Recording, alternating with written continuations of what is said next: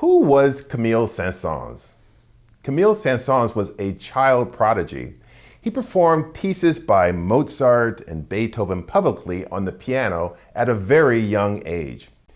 He was a teacher for many years, and he composed the Carnival of the Animals purely for fun, intending it to be presented to his young music students. He had no idea it would become one of the most beloved children's pieces of all time. He leads us on tour through an imaginary menagerie in which beasts and fish and fowl of all kinds hoot and squawk and carry on. If you close your eyes, you can almost see them, but there isn't a real animal in sight. He painted the picture of his fantastical zoo in sound limited only by the bounds of his imagination. And it is as fun now as it was when he wrote it in 1886. There is a poetic narration that accompanies the Carnival of the Animals. Poetry is a type of imaginative writing that uses sound, rhythm, and language to express feelings and thoughts and elicit an emotional response from the reader. Some poems rhyme, but many do not. Miss Paula, tell us about the poet Ogden Nash, who wrote the narration for Carnival of the Animals. Surely. Ogden Nash was an American poet. He wrote more than 500 poems, which are classified as light verse. That's poetry that is humorous. For example, The Cow. The cow is of the bovine ilk. One end is moo, the other milk. Another is the fly. God in his wisdom made the fly and then forgot to tell us why. Some poems are funnier than others, like, why did God give us agility if not to evade responsibility? Some verses may contain references you don't understand, but you certainly will enjoy the fossils. It's the most visual and the funniest of all the verses in the Carnival of the Animals. Light verse is supposed to be funny, so feel free to laugh if you find it so. Oh, it's so clever. I love it. Let's talk about some of the music in the different movements. The elephant movement is scored for piano and double bass, and is rather amusing musical caricature for an elephant. The piano plays in a waltz dance-like style, and then the double bass section plays the elephant music above this. It is said that this movement is also a take on another composer's work, namely, in this case, Mendelssohn's incidental music to A Midsummer Night's Dream. The bass solo within this movement is chubby, and of course, it is shallow, which perfectly represents an elephant's movements. Let's take a listen.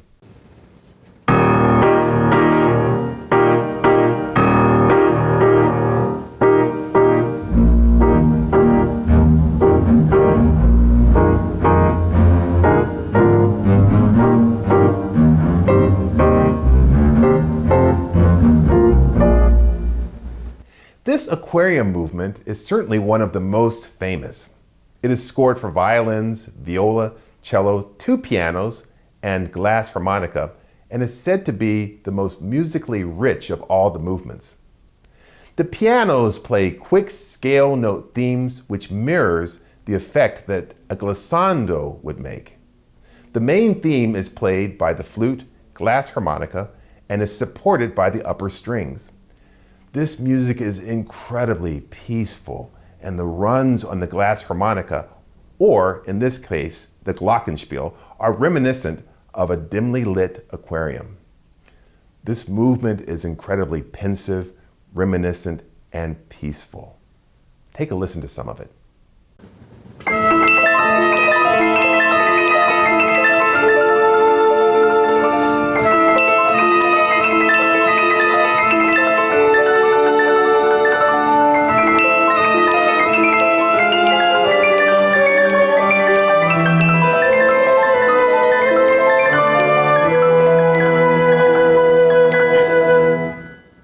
In the Fossils movement, Saint-Saëns borrows one of the main themes from his own composition, Danse Macabre.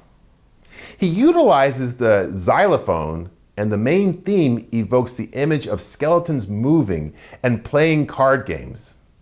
There are allusions to some other famous pieces, such as Twinkle, Twinkle, Little Star, which Saint-Saëns makes into a round. The great composer, conductor, Leonard Bernstein, argues that the musical joke within this movement is that the musical pieces quoted are the fossils of Saint-Saëns' time.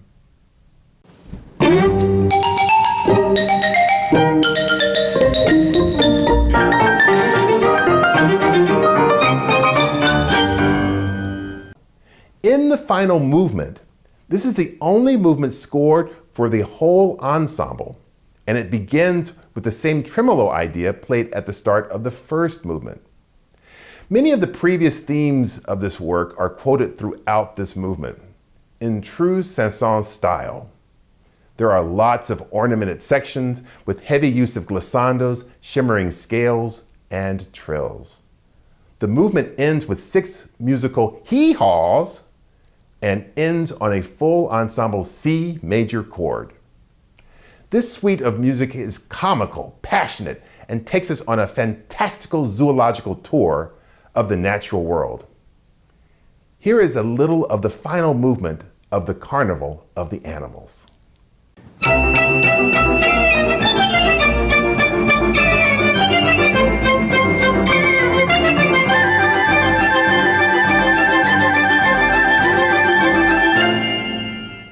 Now it is time for us to listen to the Carnival of the Animals in its entirety.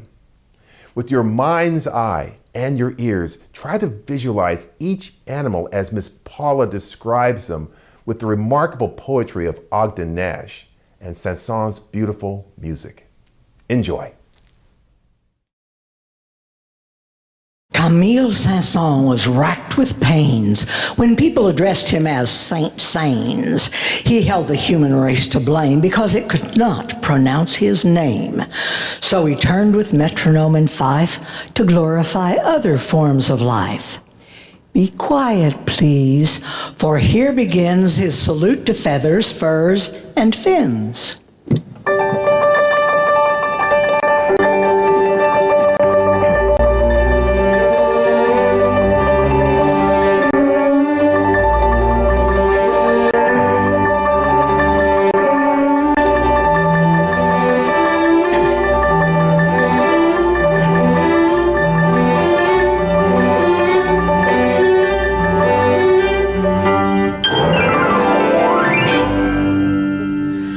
The lion is the king of beasts and husband of the lioness.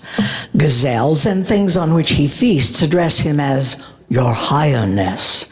There are those who admire that roar of his in African jungles and velds, but I think wherever a lion is, I'd rather be someplace else.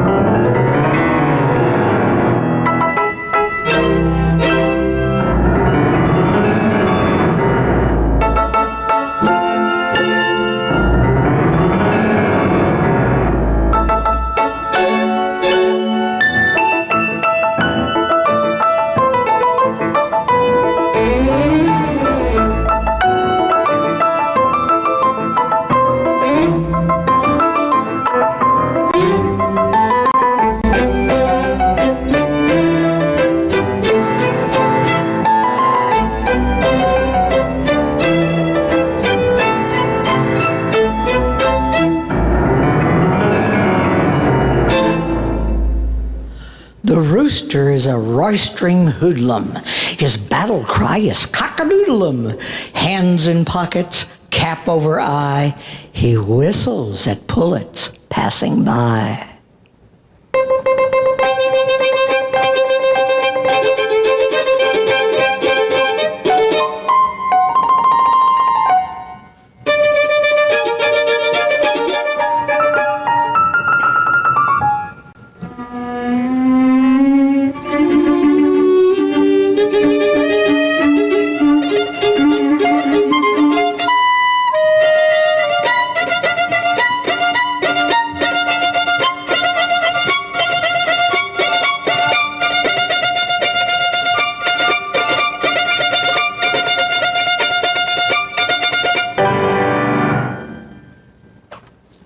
Have you ever hearkened to the donkey wild, which scientists call the onager? It sounds like the laugh of an idiot child or a hep cat on a harmonica. But do not sneer at the donkey wild. There is method in his hee-haw. For with maidenly blush and accent mild, the Jenny answers, she-haw.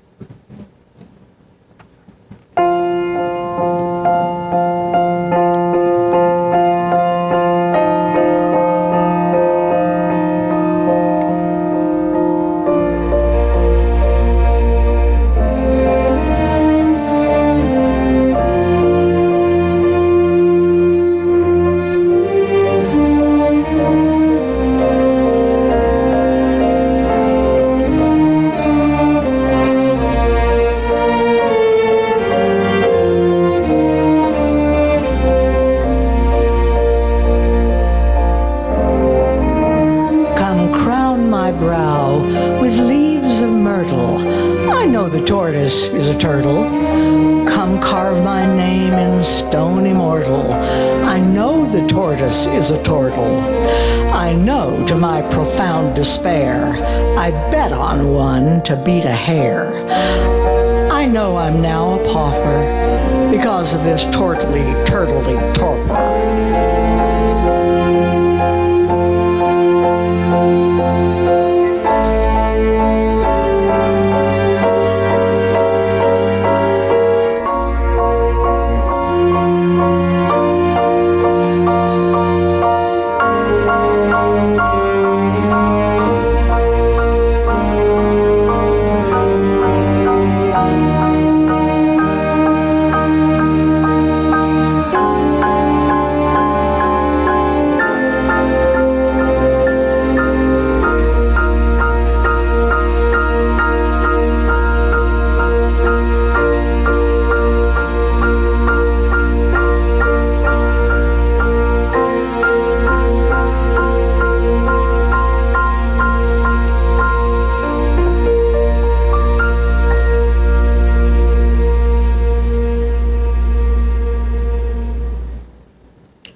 Elephants are useful friends, equipped with handles at both ends.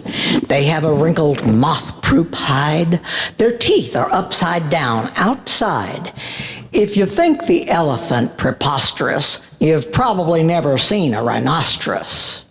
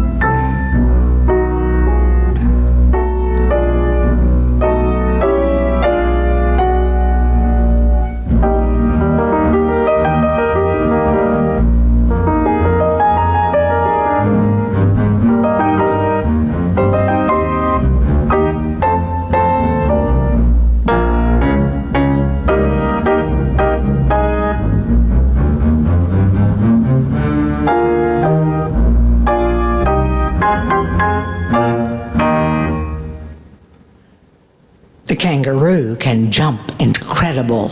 He has to jump because he's edible. I could not eat a kangaroo, but many fine Australians do. Those with cookbooks as well as boomerangs prefer him in a tasty kangaroo meringue.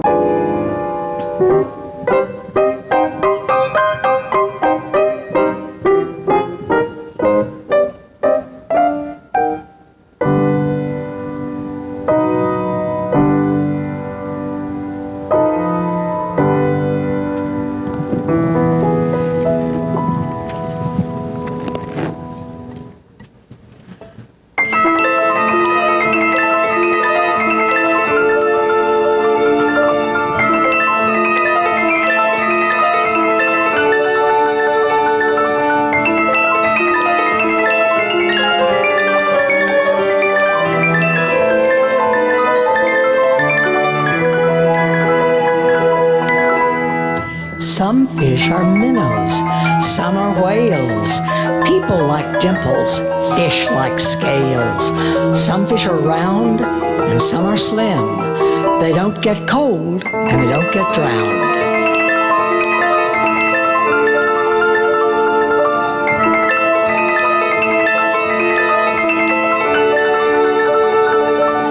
But every fishwife fears for her fish. What we call mermaids, they call merfish.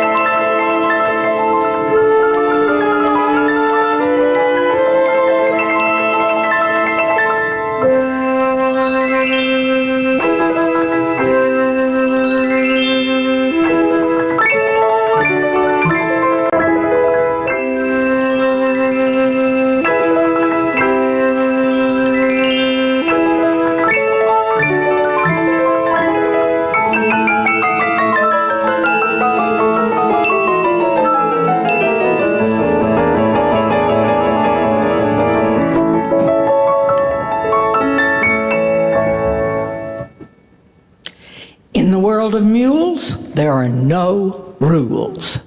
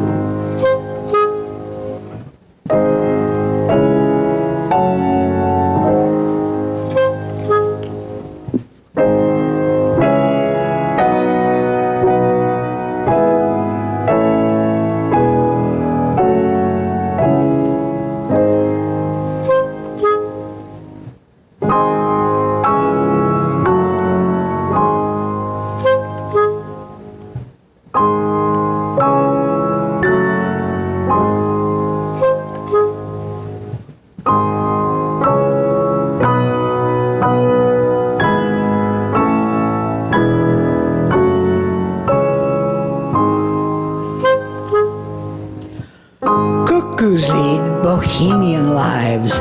They fail as husbands and as wives. Therefore, they cynically disparage everybody else's marriage.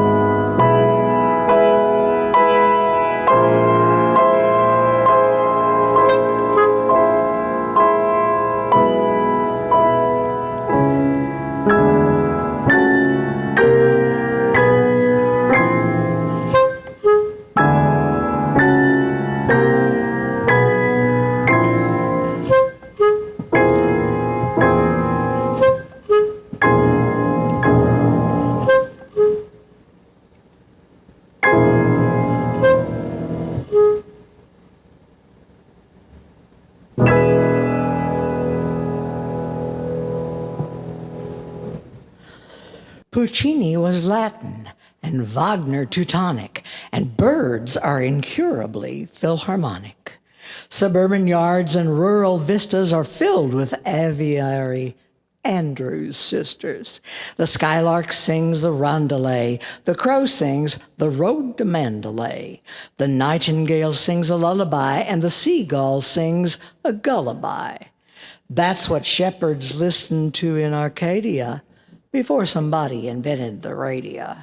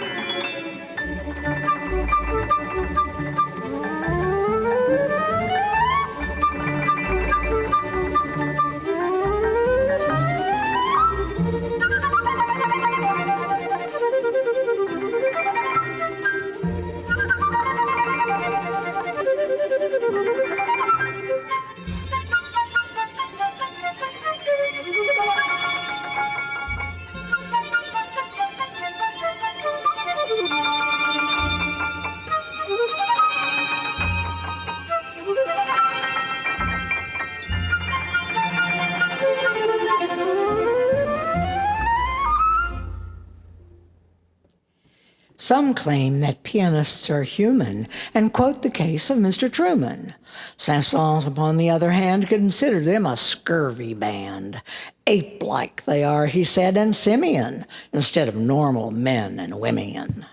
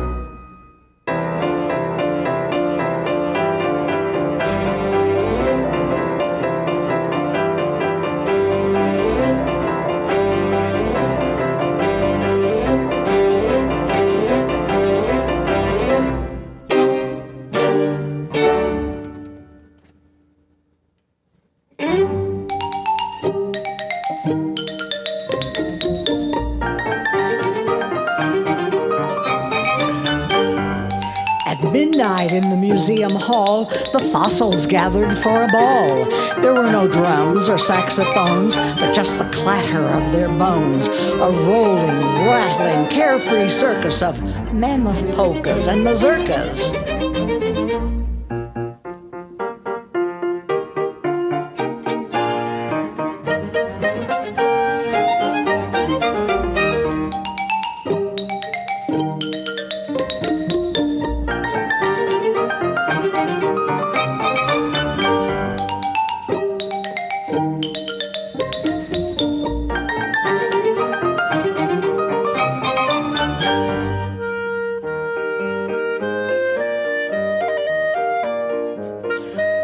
Pterodactyls and brontosauruses sang ghostly prehistoric chorus. Amid the mastodonic wassail, I caught the eye of one small fossil. Cheer up, sad world, he said, and winked. It's kind of fun to be extinct.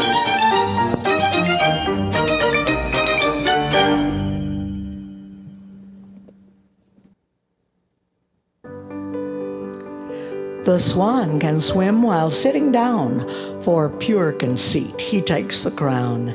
He looks in the mirror over and over and claims to have never heard of Pavlova.